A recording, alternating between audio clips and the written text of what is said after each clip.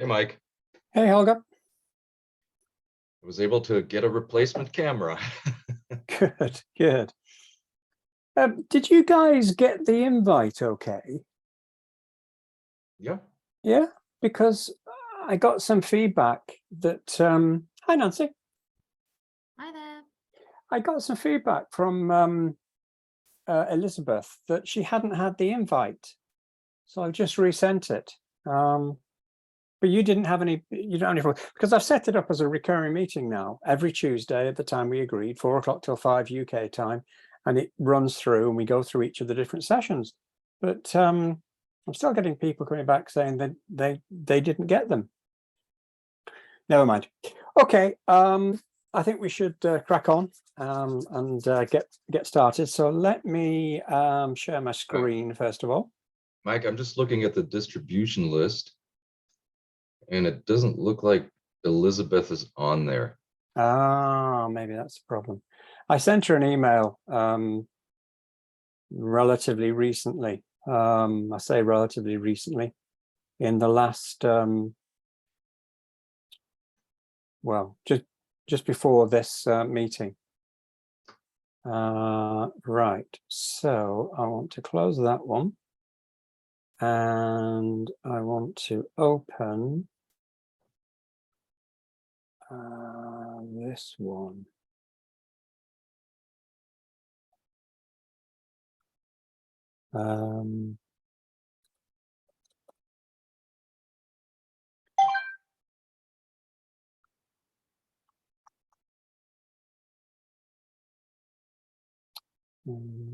Gosh.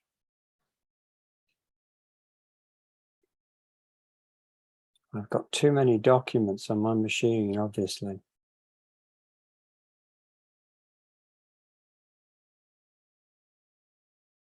Let me do it a different way.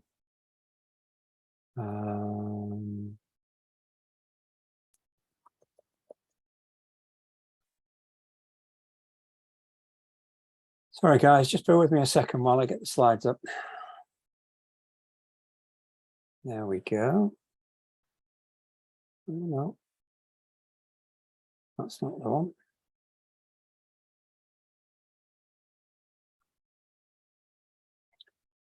That looks more like it. That's the one I want.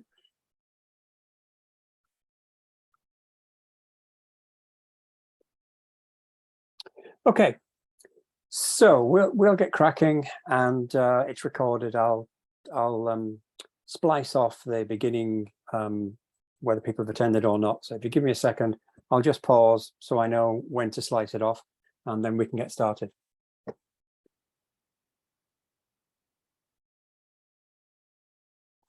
Okay, so this is stage 1 of the VST process. Nancy, I'm conscious that you didn't attend the overview session. Have you seen the recording? Yeah, I've seen the recording and the materials. Thanks for sending those through. Good, no problem. So just a very quick reminder, if I move to this slide here, I don't know whether it's better if I put it on presentation mode. Does that make it clearer? So what we're talking about is a structured approach to developing alliance relationships. And by developing the relationships, we specifically mean delivering the results of increased alliance sales. By alliance sales, we mean sales with our partner. We're not selling to the partner, we're selling to clients, consumers, customers with the partner. So there are 6 stages, stage 1, 2, 3, 4, 5, 6. And we're going to be talking today about stage 1, which is benchmarking. So that's just, again, an overview of the overall process. We talked about the 6 stages. The 6 stages broadly fall into 3 phases. And those 3 phases are: where are we now, where do we want to be, and how do we get there? And they also, quite coincidentally, quite well, use the acronym Vision, Skills, and Trust, VST. So here are the Elizabeth saying she needs the Zoom link resent. Forgive me, guys. Let me just resend.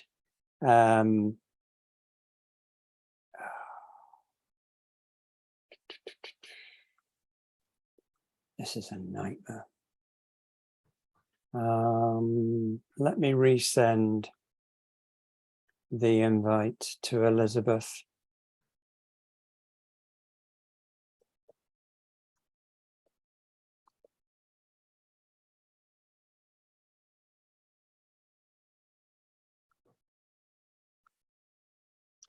Okay, so that's been resent. So I can now share the screen again. Okay, so this is basically a very, very broad overview of each of the 6 stages and the sorts of things, sorts of activities that you'd want to complete in each of the individual stages. And as I say, this particular hour is concerned with stage 1 here, which is conducting the benchmark analysis. So let me just talk a little bit about the type of relationship. So when we do our benchmark analysis, don't forget that not everything is an alliance. We need to be clear in what we mean by an alliance. And what this first stage will do, we'll do a number of things, but one of the things it will do is it will give you the ability to be able to start that segmentation process. We talked about this in the overview course, I believe. And we talked about TECP, transactional, enhanced, collaborative, and full partnership. Oh, good. So Elizabeth's joining us. And we talked about the different nature of each of those relationships and the characteristics that they have.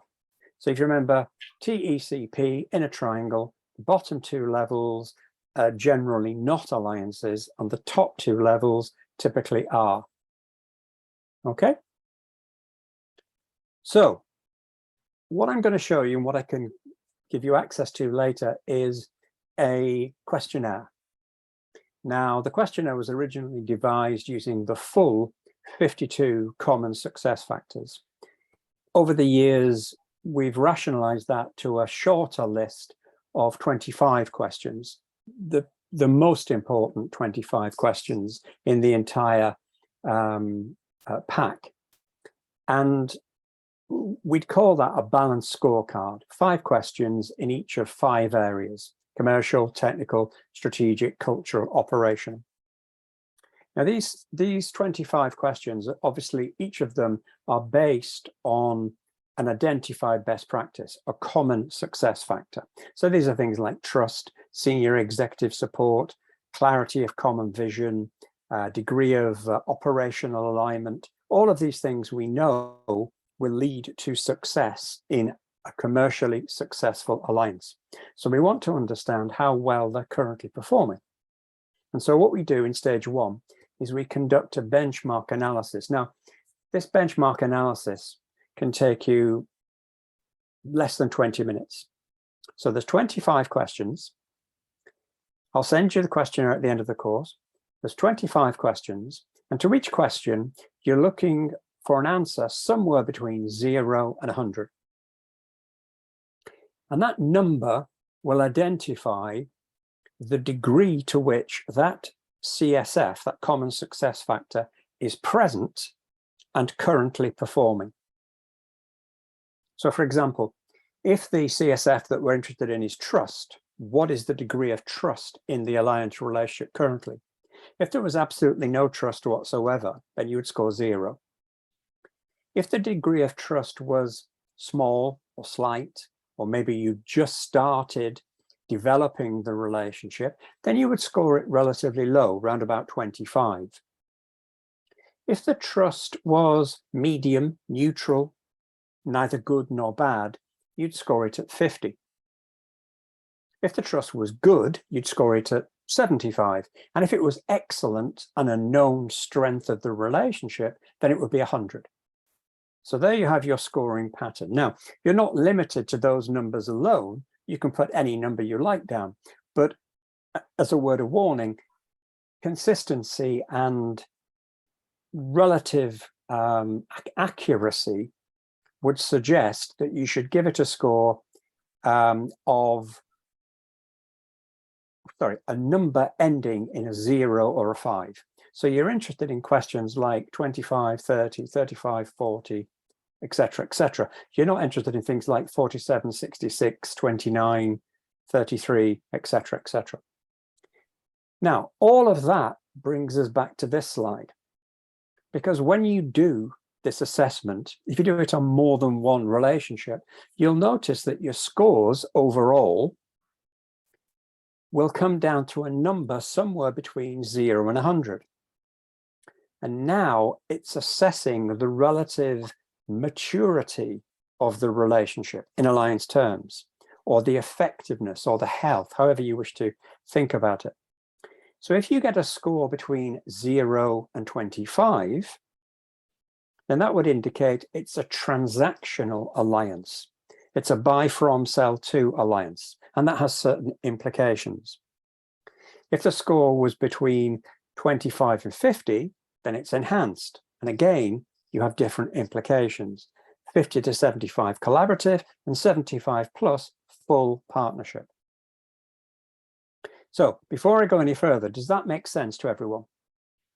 Any kind of shake of the head is acceptable, either up and down, which is better, or side to side. Not so happy about that. Okay, so you now have a scoring system where you can start to understand two things. One is what's going right and what's going wrong in the alliance relationship, in relationship terms. Now, we, the Alliance Best Practice community, would call those things either inhibitors or enablers. And it helps to explain the apparent paradox, which is, why is it that some alliance relationships seem to perform particularly well when certain key things are missing, and other alliance relationships perform very badly when certain key things appear to be present? So, for example, you could have an alliance relationship where there is a very good joint business value proposition in place, where there is good market positioning of that joint business value proposition, and there is good sales operational alignment, for example. So you'd expect the relationship to be working really well, but it's not. And the reason it's not, perhaps, is because the degree of trust is very, very low, or the degree of senior executive support is very, very low, or the agreement to a common vision is very, very low. So what you'll end up finding is that each alliance relationship that you work on is different. Each one is unique, which is true. But that uniqueness comes from the combination of the individual factors which contribute to it. So it's a bit like saying we have a number of different people on this call, as you can see, and we all have different characteristics, but we're all human. And those different characteristics come from the fact that we have different chromosomes in different combinations. And it's the combination which produces the eventual outcome. What I'm giving you with the Alliance Best Practice Framework is a way to go a level deeper to understand what those causes of success are and identify the enablers and the inhibitors. And then you have two strategies. You can either strengthen your strengths, or you can strengthen your weaknesses or eradicate your weaknesses, or indeed you could combine the two. But it gives you a strategy that you can follow, and that strategy will be different depending on each individual alliance relationship that you're working on. And so here on the slide, you're just seeing a representation of that. So here is transactional, here's enhanced, here's collaborative, here's full partnership. And what that's showing you is that the sales type is sell to and buy from, sell on, sell through, sell with, for example. Also the stage is 4, 3, 2, 1. The value the value of the relationship and the value that the relationship can provide goes from relatively low to very high. That's why we want these kinds of relationships. These are the very high value relationships. The business intimacy, the degree to which you'll need to interact with your partner, goes from little to some to medium, again to very high. And again, typical targets will be resellers, value-added resellers, regional SIs, and then global SIs. Resource allocation, one to many.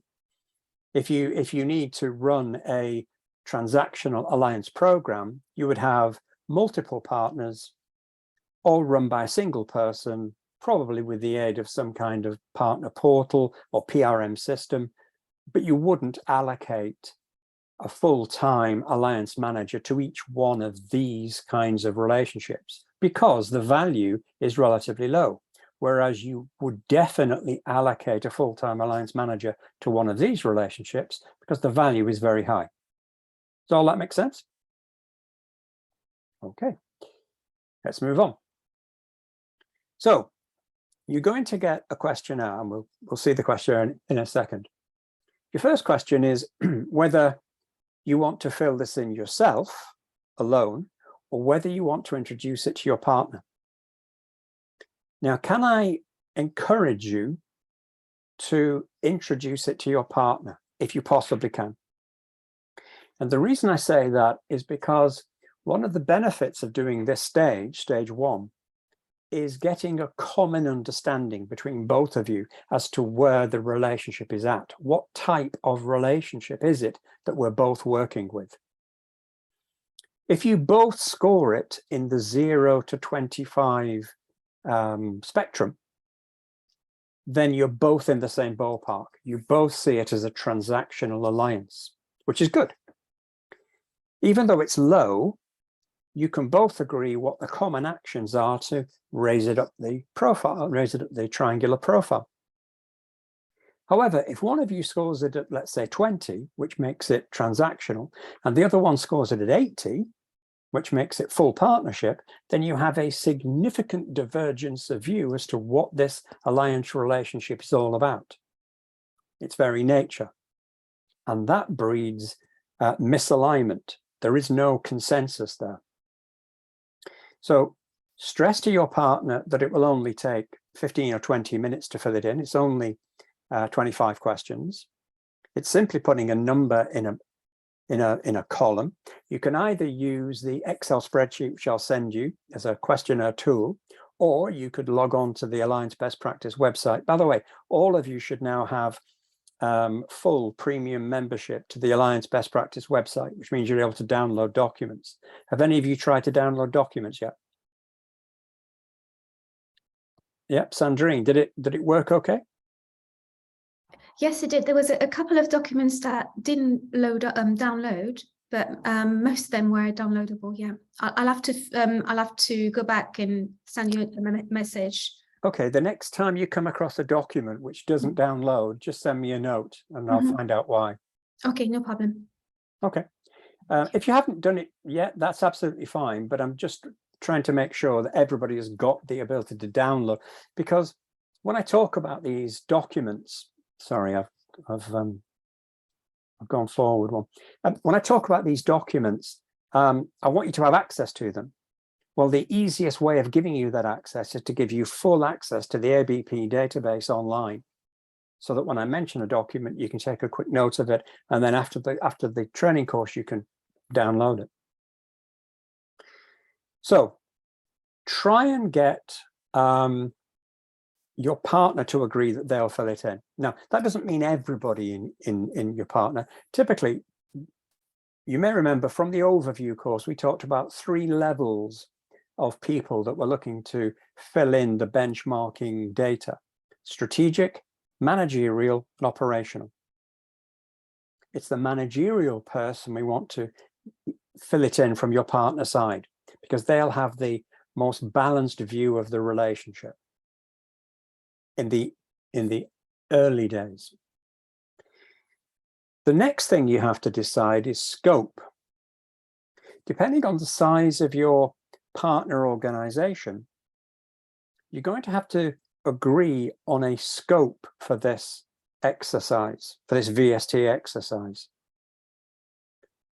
And typically, I would recommend that you limit your scope to either a single country or a clearly defined group of countries like Benelux or whatever. And the reason for that is, if you do a broader group than that, you're going to get very divergent views in different countries. So let's take an example. Let's imagine that, well, let me give you a practical example. Something that generated VST in the first place. IBM were looking for a process by which they could get or achieve what they called interlock, meaning a common approach to alliances, country by country by country by country. So once a year, every year, Armonk sent down a target for a particular partner.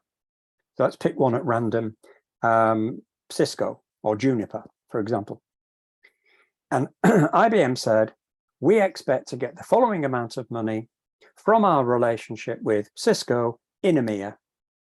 Figure it out, Europe. And it was entirely up to them. They could allocate that number around different countries. Now, when they allocated that number, some alliance managers were experienced, knew what they were doing, got good results.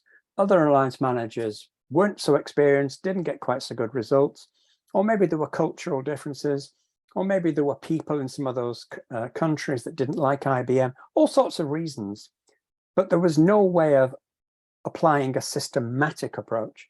VST gave them that systematic approach. But what they realized was they had to run a VST exercise in each individual country. It goes back to the thing I was mentioning earlier, which is the combination of things that are working well and working badly, enablers and inhibitors, is different for IBM and Cisco in France than it is for IBM and Cisco in the UK. Hence, the action plan that you're going to create later in the process will be different for France than it is for the UK, because you're focusing on different things. Does that make sense? So the golden rule about thinking about scope is big enough to matter, small enough to control. So the scope you choose should be big enough so that the exercise is worthwhile doing. There's enough revenue there to make it worthwhile, but it's also small enough so that the number of key stakeholders that you need to involve is relatively small, so it's controllable. Typically, that means a specific country or a specific region. So if you're dealing with a global partner and the global partner says, hey, we should do this exercise for the world, try and dissuade them, because what you'll get is a series of individual scores and you'll aggregate them all, and that will be an average. And that's not going to help you country by country by country by country. You can always expand the VST exercise later, which is when we come to stages 4, 5, and 6, where you roll out the VST program. But you want to prove it works first with a pilot exercise in a defined country. Okay. So here's where I was talking about the types of key stakeholders.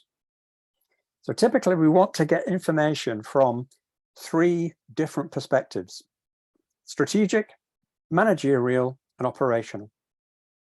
We also have another kind of stakeholder, which is incredibly important, who is the sponsor, the individual who's going to sponsor this exercise in your organization and in your partner's organization.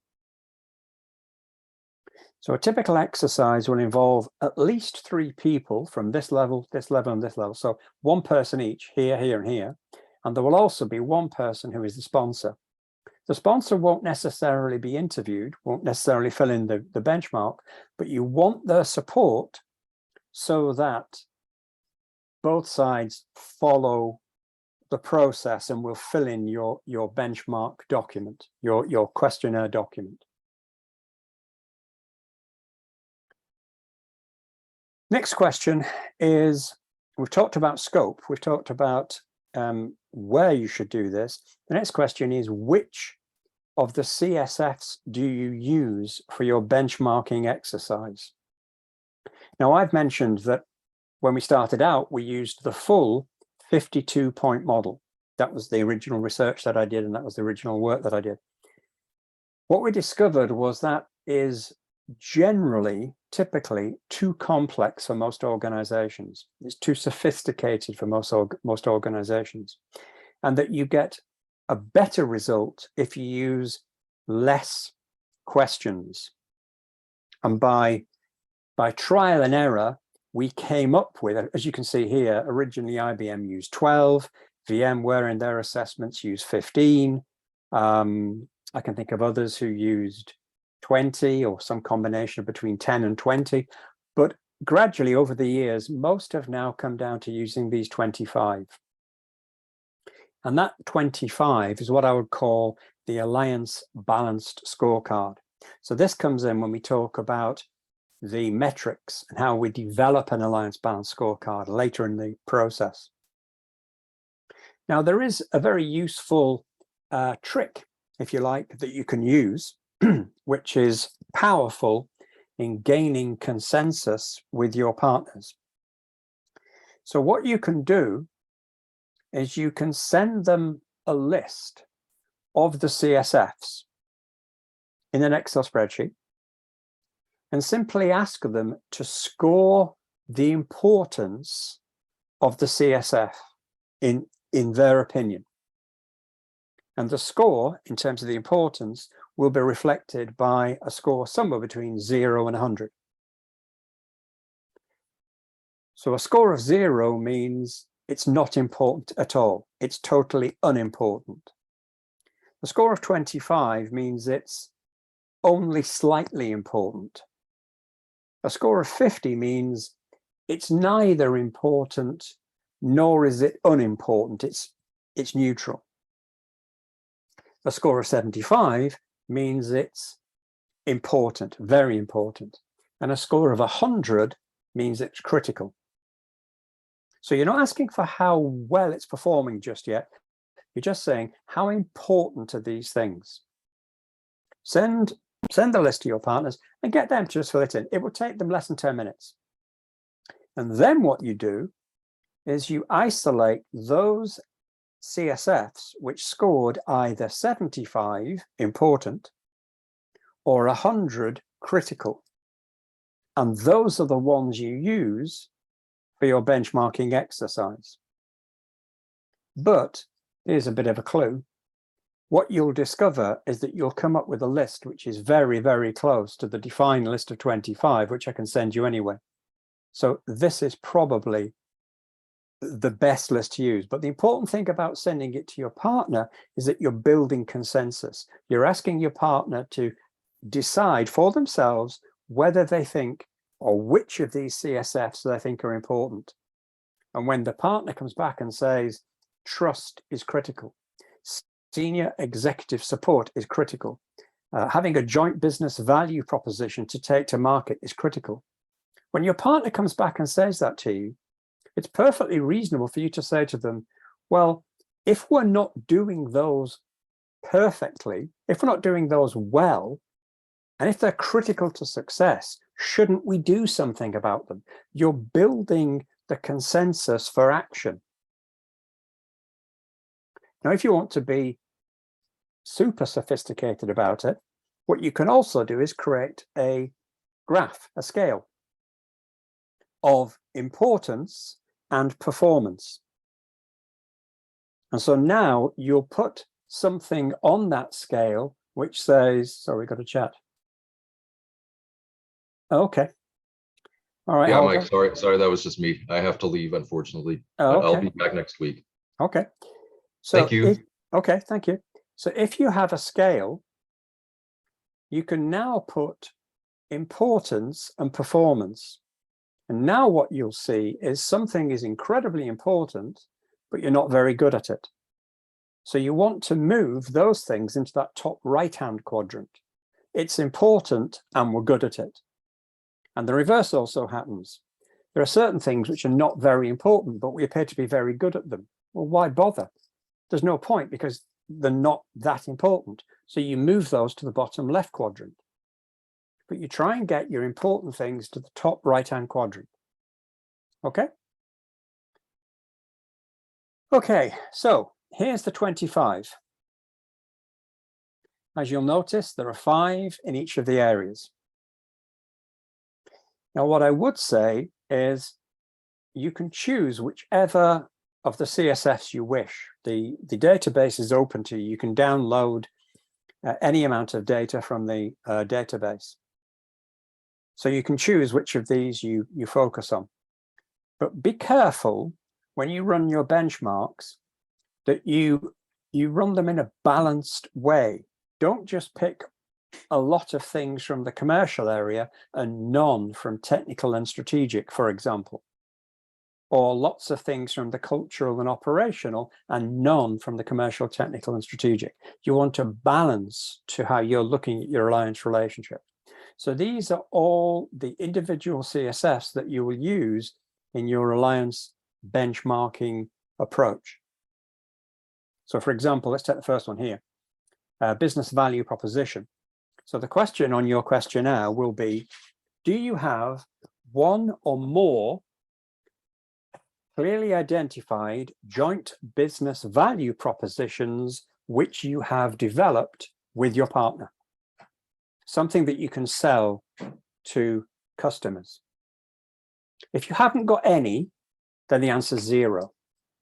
And you've got nothing to sell. And you need to work on that. If the answer is you've just started thinking about that, or you've just begun to develop those joint business value propositions, then you give it a low score, 25. If you've got some joint business value propositions, but they're not really selling too well, they're neither good nor bad, then it's 50. If you've got some joint business value propositions and they're pretty good, then it's 75.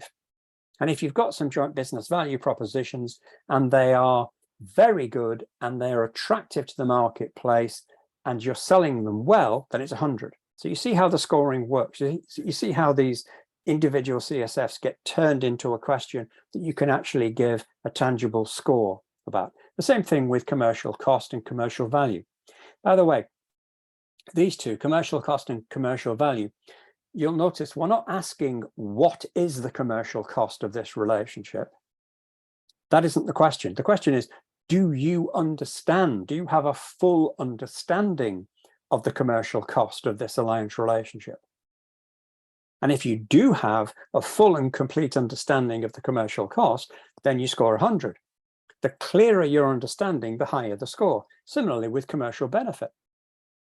But obviously, if you don't have a complete understanding of the commercial cost of this alliance relationship, you could be working on an alliance relationship which is costing you a lot of money, but is actually producing a commercial benefit which is less than the effort justifies. So we would call that the cost-value ratio. So it's important you understand what is the cost-value ratio of your alliance relationships. Because I'm sure, I think I can pretty much guarantee that you don't have unlimited time, you don't have unlimited resources. And typically you'll have more alliances that you could work on than you can work on effectively. So you're going to have to prioritize which relationships you focus on. How do you do that? How do you choose which ones to work on? Well, my answer would be, you look at the cost-value ratio. Which relationships are giving you the biggest payback for the least amount of effort? Do you remember in the overview session, we talked about if you can find some relationships that don't take a lot of time, don't take a lot of effort, don't cost you a lot, but give you a big payback, well, focus on those because those are the big payback ones. So these things all help you in assessing each of these individual areas. When you've answered each question, you simply add up all the scores and then divide by 25. And mathematically, I can tell you what you'll get is a number somewhere between 0 and 100. And that will tell you your TECP profile. Okay with that so far? Everybody all right? Okay. So you also need to decide whether you'll gather your data by interviews or questionnaires. Now, you can gather it by an online questionnaire. You simply point them to the Alliance Best Practice website. On that website, there's a menu item which says benchmarks. They click on that, they fill in their details, they answer the question, and we can send you the information. But bear in mind, there are pluses and minuses on both sides. You will get better data if you interview your partners, or if you discuss with your partners how to fill in the questionnaire and what the answers to the questionnaire are, because they'll be able to give you the context of some of their scores. And you'll be able to take that feeling, those ideas into account. But if you're in the situation where you want to do many assessments at the same time, 10 or 15, and you don't have the time to do the individual interviews, then maybe a survey would be a better way of going. But you will get better data from interviews. And don't forget the golden rule: good data, good decisions; bad data, bad decisions. So where you can, for your more important relationships, I would always collect your data via interviews. And also, when you get the example final report, you'll see that there's a data integrity score.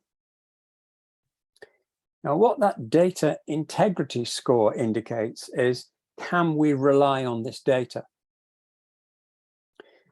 So in the questions, the 25 questions that you'll use, there are a number of control questions, so-called control questions. And what that means is, if the answer to one particular question, each question or some of the questions are paired with other questions. And if the answer to one particular question is high, then logic would suggest that the answer to the other paired question was equally high, or low, and therefore low. If that isn't the case, if in these control questions one score is high and one score is low, then it throws a flag. And that flag results in a degradation in your score. So your perfect data integrity score is 100%. The answers that we're getting show 100% data integrity. It appears that they are entirely consistent. But if we get some inconsistent answers, then the score starts to come down. Now, you needn't worry if you get data integrity scores of 90% plus, that's fine. But if it starts to get down into the 80s, or worse yet, if it goes down into the 70% scores, then it's telling you something. It's telling you that either the person you're interviewing is the wrong person because they don't know the answers to these questions, or it's telling you the person giving you the answers is just ticking boxes or just making up a number on the fly. They're not really thinking about the answers. In either case, it's bad data. 70 or below is bad data, or 75 or below is bad data. Don't go with that data. Don't make decisions that day. Don't forget, when you do these assessments, it's going to produce a situation where, as you get into the process, you're going to take action based on these scores. So you want to be sure you're working on the right areas. Okay. So here, for example, is a snapshot of what the questionnaire looks like. So here you have the question, and here you have the scores. And when you see the Excel spreadsheet, you'll see there are certain suggestions as to what the score should be. So for example, do you have one or more identified joint business value propositions for the relationship? Haven't got one, 0.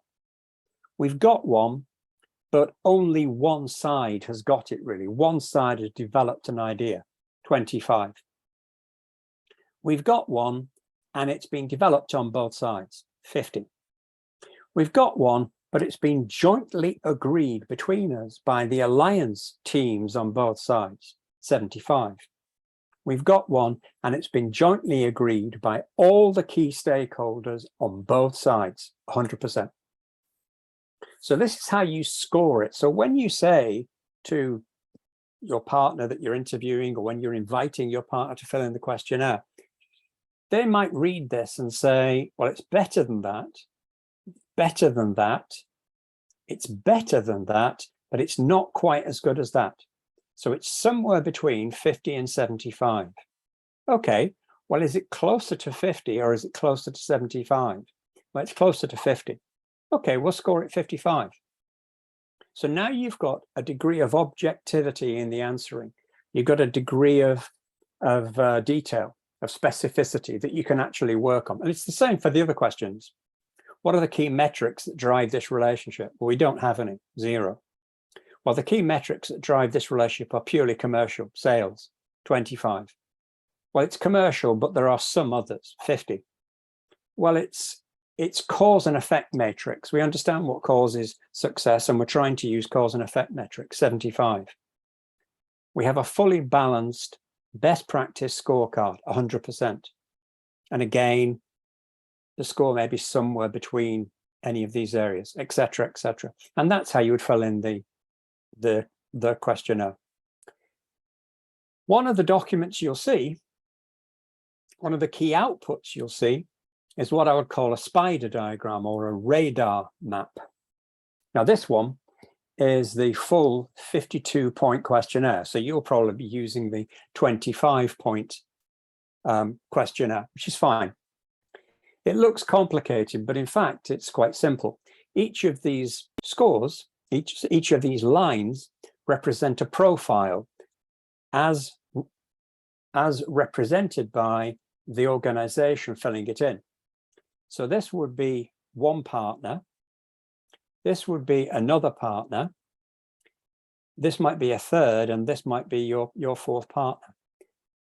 Typically, what you would use is one of these with 3 lines on it. Your scores, your partner's scores, and then the best in class scores from the database. So when you fill in your answers, and when you've got your answers with your partner, if you send them to us, to Alliance Best Practice, we will take into account your company, and we'll take into account the partner's company. And then we'll look at the database that we've created over 20 years, and we'll extract results from that database that are good quality comparators with your company and your partner's company. And then we'll find the best scoring evidence from the database in that group. And that will be your best in class. Now, what best in class represents is the art of the possible. We're not talking about theory anymore. We're not talking about the classroom anymore. We know that that kind of a black line score, oops, where's my pointer gone? That kind of a black line score here is possible. And so that's something you should be striving towards. Does that make sense? And again, it's a visualization of the degree of alignment. So if, for example, this is you, the orange line is you, and the blue line is your partner, then immediately we can see that you're well aligned in these areas. Where you think it's good, the partner thinks it's good. Where you think it's not so good, the partner thinks it's not so good. But here we have a big area of misalignment. You think it's good, the partner doesn't think it's good. So this is something that needs to be explored. And these points on the left-hand side just show you the value of such a diagram. It's holistic, it's integrated, it represents all the areas, it's simple to understand, it's intuitive, it provides striking insights, it reflects the multiple dimensions, etc., etc., etc. Okay. In your final report, what you'll see is something that looks like this. This will be your executive summary. So it will give you an overall score. So this might be your company and this might be your partner company.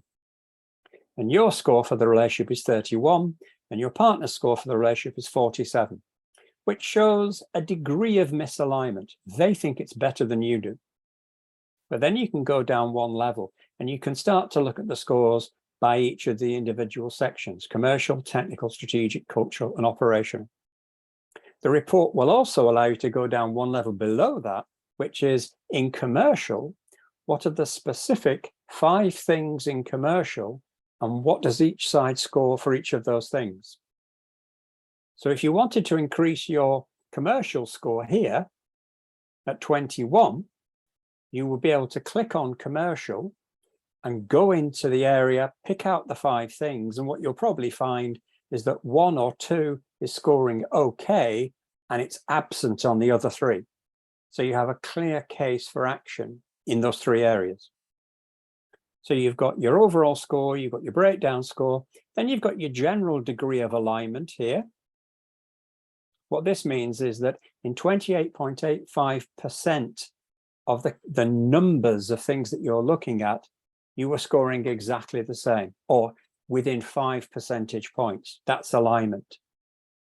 Misalignment is where you are 50 percentage points or more apart. And in this case, there were no cases of misalignment. And then you've got your data integrity. And as you can see, the data integrity is really good because it's 100 here and it's 98.5 there, which is absolutely fine. The API index is the Alliance Performance or Potential Improvement Index.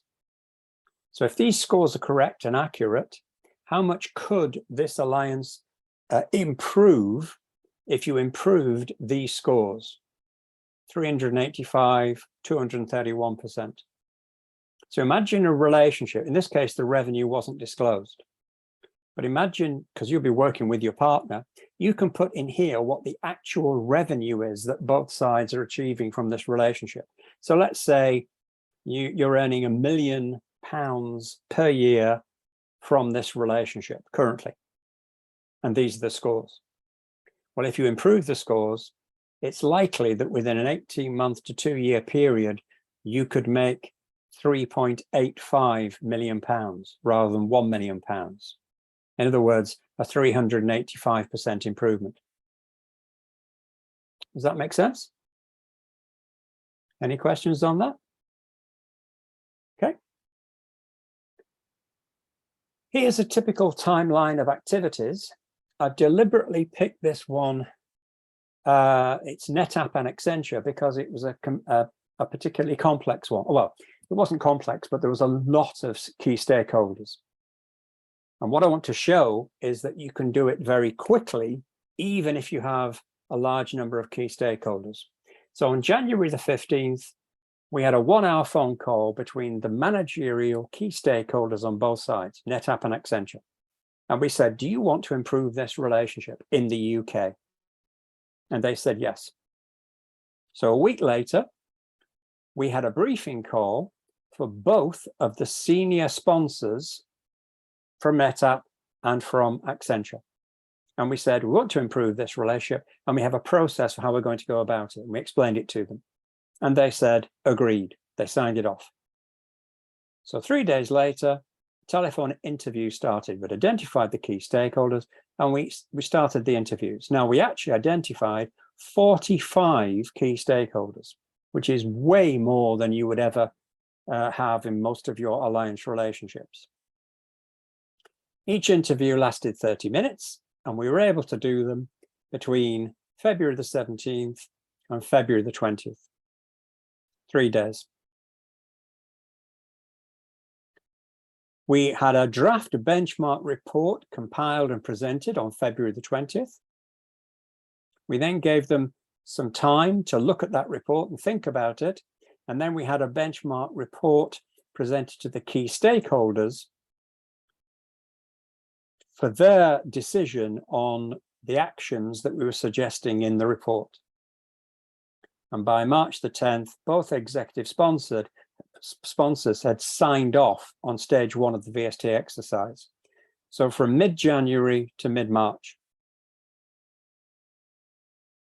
So this is a major relationship. The increase in revenue was 500% over the course of this year. And we did the entire stage 1 in less than 3 months. The final action of the stage is the sign off. That represents the completion of stage 1 and the move to stage 2. But the people that need to sign it off are the key stakeholders. Sorry, the exec sponsors of the relationship. And that session is facilitated by you, or if you wish, Alliance Best Practice can facilitate it for you. And it can be delicate sometimes because some of those senior executives are getting information that suggests the Alliance is not as good as they expected it to be. But the first stage builds the business case for further action. And then from the database, you've got some supporting tools. And these tools should be available to you from the database. You'll get these slides as a result of the training. Okay. Any questions, guys?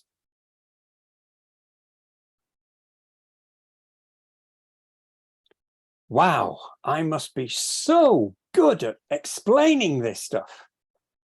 So let me ask you some questions. We've got 2 people on the call, for example. We've got Nancy here, who I believe I'm right in saying is working for KPMG, Nancy, is that right? Yeah. Right.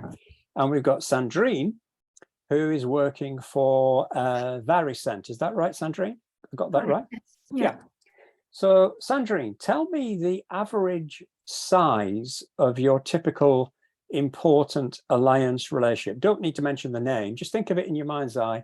How big, how large, how complex is that organization? If you're talking about a GSI, it will be anything up more than 10,000 employees, and they would have a dedicated alliances team. If you're talking about an SI, regional in the UK, or boutique systems integrator, they won't have an alliance department. They won't have an alliance. Probably the managing director, or maybe the VP of sale, for using the Americanism for it, will be dealing with negotiating with partners. If we're talking about a tech partner, it's another story. It could be anything from a startup to a global company. So very varied. Excuse me. Sorry. Very varied in size depending on the region. So what I was trying to draw out there, but you've actually answered it for me, is you have a diversity. So I can guarantee that with the GSIs, Accenture, Capgemini, DXC, Atos, Infosys, Wipro, we've used this approach with all of them and it works. So you're on safe ground there. You'll probably be dealing with the relationship manager, the alliance manager, the middle of that stack at the local level, UK. Start with the UK, do an exercise, start it moving, start seeing the pipeline filling up with good things happening, joint meetings, leads being shared, exchange of information, training, etc., etc. And then you can start to expand it. Let's do the same exercise in France. Let's do the same exercise in Germany, in DACH, in Nordics, etc., etc. If it's a smaller organization, then you have less problems about the key stakeholders. So as you said, typically it'd be the managing director or the head of sales or whatever. In that situation, you needn't bother them with the complexity of alliance management. That's for us specialists. You just need to tell them, if we do this, we'll make more money. It's a good idea. Let's do it and let's make some more money together. It means that we're going to be more connected. We're going to be more intimate. We're going to be more effective. We're going to share resources. We're going to succeed together. That's the story. Now, if we come on to Nancy for KPMG, bit difficult because I've got a little bit of the backstory from Danny. Danny Lejehan was a previous head of alliances in the UK for KPMG. So, well, I won't say too much. I'll let Nancy give her answer. So, Nancy, from what you've seen, I appreciate you've only seen the overview as a recording, and you're now getting into the body of this. Do you think such an approach would work with some of the, again, you don't need to tell me the names of your partners, but the kinds of partners you work with, do you think this approach would be the kind of approach that would work? Yeah, I think it would. I think it would work. I think it is about the right people in those large organizations. Obviously, we've got this like large strategic accounts that we're looking at. So my remit is those strategic alliances, and they're huge organizations, aren't they? So it's getting the right people to engage and to complete it. But I think the structure around it and just even the relationship development through going through that process is worthwhile, the investment of time to do it. So yeah. For all of you, but particularly in your case, Nancy, what you might find, because I find it, is that there is this weird conversation you'll have. You'll go to your partner and you'll say, do we want a more effective relationship? Do we want to be able to work more strategically? And they'll say, yes, absolutely. Spot on, definitely. You'll say, good. And you'll say, well, here's a process that will achieve that. They'll say, great. And you'll say, right, do you want to go through the process? And they'll say, no. And you'll say, well, why not? Oh, it'll take too much time. Let's just chase some opportunities.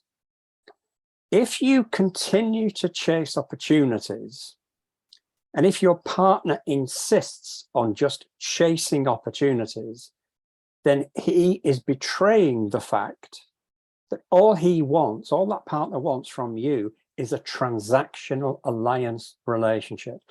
They just want access to customers, or they just want products sold. Now, that might be the individual alliance manager's point of view. What you have to do is get to the senior VP or the country manager or the CTO or whoever it is that takes a strategic perspective on this. That's why it's important to get those three different perspectives: strategic, managerial, and operational. And it's incredibly important that you get the alliance sponsor, the sponsor for the relationship. Now, not so much of a problem in Nancy's case, I don't think, because the kinds of partners that she's talking about and the kind of market position that KPMG has, I'm pretty sure there'll be a KPMG sponsor in those targeted key strategic alliance relationships. But you've got to get them on board. And this is about building a relationship. It's the goose and the golden eggs. Don't chase the golden eggs, feed the goose, because the goose lays the golden eggs. And as long as the goose is healthy, you get more golden eggs. I've just thought of that analogy and I rather like it. So I might use that in the future. It sounded well practiced, that one. It's true. It's true. You know, concentrate on the causes, not the effects.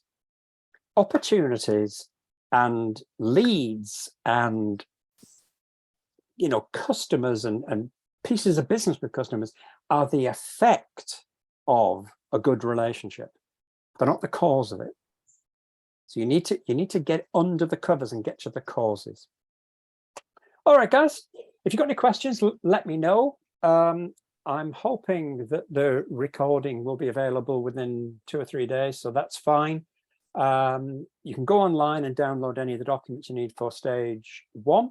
As we start to get into the training, stage 1, stage 2, stage 3, I'm going to be putting you under some pressure to say, right, where are you going to use it now? Tell me which partner you're going to use this with. Start an exercise. And if you need help in convincing your partner to use this approach, then I'm quite happy to get on a call with you and your partner and explain how it works, explain who else has used it, explain that it produces good results.